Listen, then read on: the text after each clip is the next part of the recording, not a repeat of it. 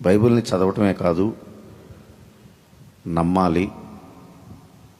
బైబిల్ని నమ్మటమే కాదు, ఆచరించాలి అని నేను మనస్ఫూర్తిగా నమ్మాను. నాకు పాత నిబంధన గ్రంథం అని అంటే చాలా ఇష్టం.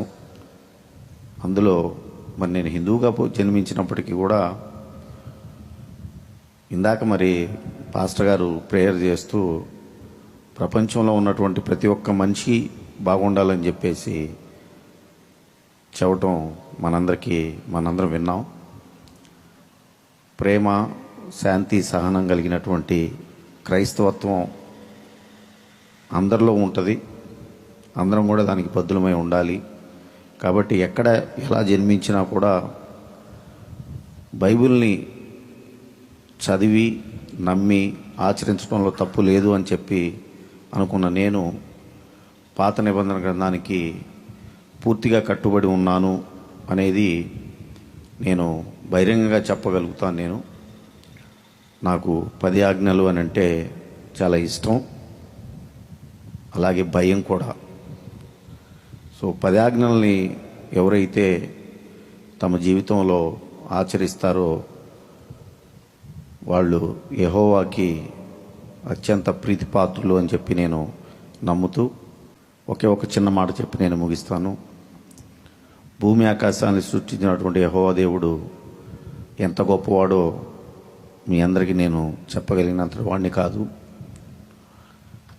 అంత గొప్ప దేవుడు కూడా, మరి అంత గొప్ప దేవుడికి మనం ఇసుక రేణువులతో సమానమేమో, అంత గొప్ప దేవుడు కూడా ఇసుక రేణువులతో సమానమైనటువంటి మనం గనక ఆయన్ని నమ్మి విశ్వసిస్తే మన గుప్పెడంత గుండెలో ఒదిగిపోతానన్నాడు. అలాంటి యెహోవా దేవుడు ఆయన యొక్క నామాన్ని ఘనపరచటం అని అంటే ప్రతి ఒక్క క్రైస్తవుడికి కూడా అంతకు మించినటువంటి ఆనందం ఇంకోటి ఉండదని చెప్పి నేను భావిస్తూ ఒక చిన్న సువార్తని ప్రతి క్రైస్తవుడికి కూడా తన జీవితంలో సువార్తని చేరవేయటం, ప్రభువారి 2వ రాకడని మించినటువంటి ఆనందం లేదు అని చెప్పి నేను నమ్ముతాను.